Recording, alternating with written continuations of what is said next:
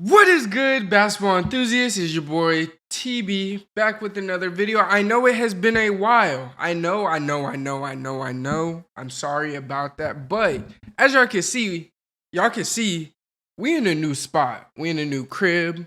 We don't got the same room that we had before. So I have been working on getting it livened up because as you guys see, there are not any LED lights like we had before. So trying to figure out a way to brighten up the background, make the background look a lot better without it looking so dark like this side. But until then, we still gonna make this content for you guys. As always, like I always said before, if you are new, go ahead and drop a sub for your boy if you like this video. And if you don't like this video, I don't care. Drop a dislike, but let me know why you don't like the video. Now, before we get into this Christmas Day game slate, I just want to say thank you for sticking around and being there. We actually have gained some subs since the little break that we took. So that is dope. That is absolutely dope. Again, hit the subscribe button if you have not already. And let's get into this one. So I'm going to save the Lakers game for last because you already know we Lakers Nation over here. So I got to talk about them last, especially because I'm probably going to have the most to say about them. But the first game of the day tomorrow on Christmas is the Knicks and 76ers. Now, Embiid comes into this game leading the league with 32.5 points per game, but the Sixers are still without Maxey, who is very, very vital to their offense. James Harden will have to step up for them to win this game. The first meeting of these two teams, the Knicks ended up winning by 2. I believe the score was like 106, 104 or something like that. They were led by Jalen Brunson's 23, and in that same game, Philly was led by Maxey's 31. Now, I believe James Harden was injured during that time, so that does kind of make it different. It would be a dope game to watch if James Harden and Maxey were playing together, but we're not getting them both. However, Maxey is very close to coming back, so watch out for him. Philly has actually been on a historic homestand game-winning run where they've won, I believe, 8 in a row up until this point. I'm not sure where this game is. I will have to look into that later on, but if it is in Philly, I do expect the Sixers to win this game. And I do expect Harden to go drop a 30-piece because it's Christmas Day, the lights are on, and he's probably going to be ready to party after the game anyway. Now, the Knicks, they're led by Julius Randle's 22 points per game. They do have some firepower, but it's about that firepower coming together one game and bringing it all in. Some games is Julius Randle, other games is Jalen Brunson, and other games is RJ Barrett. Lately, they have been playing very well in tandem together. Last night, RJ Barrett dropped a 40-piece. And the game before that, he dropped 30. So hopefully he is finding his rhythm and getting to that sweet spot that we know RJ Barrett could be because that dude is a dog. Now, if RJ, Jalen, and Julius Randle can find a groove, they can come out with the W. But like I said before, I fully expect the Sixers to win, and that's my pick for that first game. The next game, which would end up being the third game after the Lakers and Mavs, the Bucks and Celtics. Now, this is a highly anticipated matchup. These are the two best teams in the East without a doubt. And honestly, I need this series again in the playoffs like I got last year. And this is more than likely going to be the game of the day. JT is playing like an MVP candidate. And on the nights that he is shaky, because it happens from time to time, JB and everyone else on that team, they're there to pick up the slack. This Boston team is very, very deep. As of late, they haven't played as well as they have to start the season, but you know, that is expected to happen. There's highs and lows in the season. It's just how you handle them and how you respond back. So this is the perfect game to respond on their, last couple games of not playing to their fullest potential. This is a great game because you're playing the Bucks. Though they are down Chris Middleton, they have been hooping still. Now, the pickup for the Celtics of the year is Malcolm Brogdon. He has been huge for them off of the bench. Their depth is insane, including him, Derek White. And you got some other guys on that bench that are very, very good. I'm not sure if Robert Williams is playing. I know he is day-to-day as it stands, but they have not said whether he is going to play or not. But I digress, and back to Malcolm Brogdon, as we were talking about before.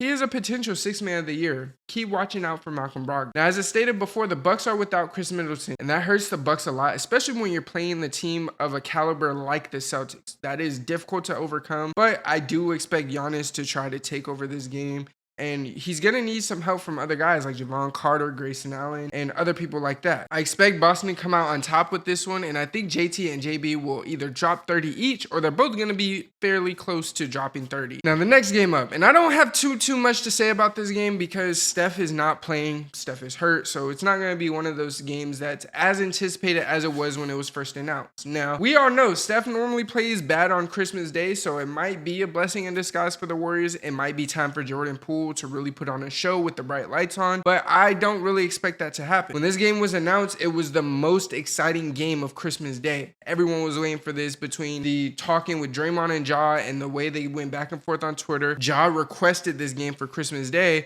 and he got what he wanted. But again, Steph is hurt. Now, normally we would say be careful what you wish for, but in this case with Steph being hurt, and Steph has been the driving force for this Warriors team that just lost by 40 the other night, it's gonna be a long road ahead with regards to these next couple weeks. Steph is out for the next 2 weeks. He's going to be really evaluated then. But as it is right now, the Warriors are kind of dead in the water without their main guy. So this game isn't as anticipated, and it's not going to be as exciting as we thought it was going to be coming in, strictly because Steph is hurt now. But I will say I do expect Draymond to play very hard, and I expect there to be some chippiness in this game. So there might be some sound bites, some clips and stuff like that on social media. But with regards to basketball, just strictly basketball, this game isn't going to be all that fun. Now, I could be wrong, but hopefully I am wrong. The next game on the ledger is the Suns and Nuggets. Now, with Steph being hurt, this could be one of the most anticipated games for me. Of course, I'm a Lakers fan, so I pay attention to West games a lot more. Of course, the Bucks and Celtics game is probably the best game of all, but with regards to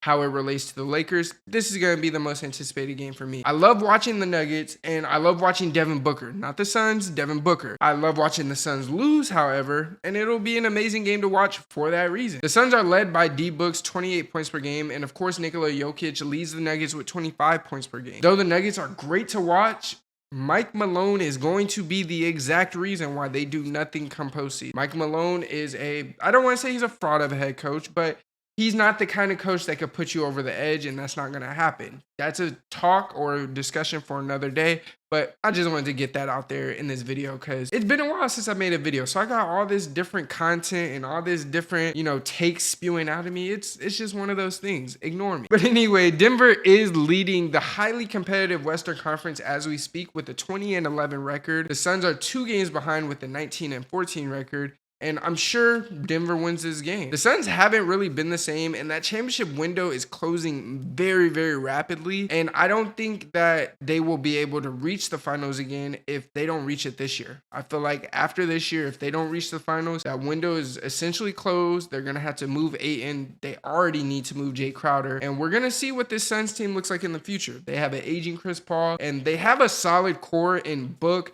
Mikal Bridges, and some other guys. I don't want to name Cam Payne because he's not really a young guy, but there's some other guys there that are very, very good in terms of core and role players. But with regard to actually being stars, D-Book is the only guy there at this point. Now, before we get into this last game, if you have made it this far into the video, please drop a like for your boy. As always, it is graciously appreciated. And if you are new to this channel, go ahead and drop a sub. I love you guys. Let's get into this Lakers game. So after losing to the Hornets last night, I'd say the Lakers really need this game.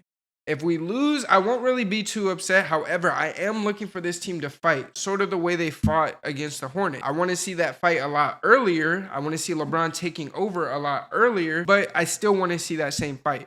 If you watched the Hornets game last night, we were essentially down all game. We made a 16-point comeback, and the end of the game was a blunder where LeBron lost his shoe on the drive, and Dennis Schroeder pretty much missed the wide-open go-ahead 3. But the best part about watching us come back from 16 down is the fact that we fought from 16 down. A lot of teams that are dead in the water, or a lot of teams that have a missing star that's hurt, or whatever the case may be, they won't half fight. They won't fight back in terms of a game that they're essentially out of. Majority of that Hornets game, we were out of the game. You could tell our swag wasn't there, and we just weren't really hooping, but something clicked in LeBron. LeBron scored almost 20 points, if not 20 points in the fourth quarter alone, and he was hooping, but you got to do that earlier. You got to sustain that. I understand LeBron is 38, but more or less speaking to the other guys, you got to sustain that high level of play that you have in the last 6-minute stretch of the game. Now, at the end of the day, the Lakers are still built very horribly, and there aren't many things that can combat that. But fighting back when you're against the wall is a starter. AD is out indefinitely, as they will reevaluate him in 2 weeks. So we're without him for 2 weeks minimum. Now, I will say this, and I don't want to bring a damper on things, and I know I haven't had uncut opinions in a while, but I want to highlight a couple guys that have been playing out of their mind despite us losing and or winning. Austin Reeves he looks like he's developing into a solid role player that can fluctuate and work in any team in this league. And Thomas Bryant, and if you follow me on Twitter, you know this, but Thomas Bryant is trying to fill AD's role to the best of his ability. And though he can't match the same production AD has, he's been tremendous. And lastly, Russell Westbrook.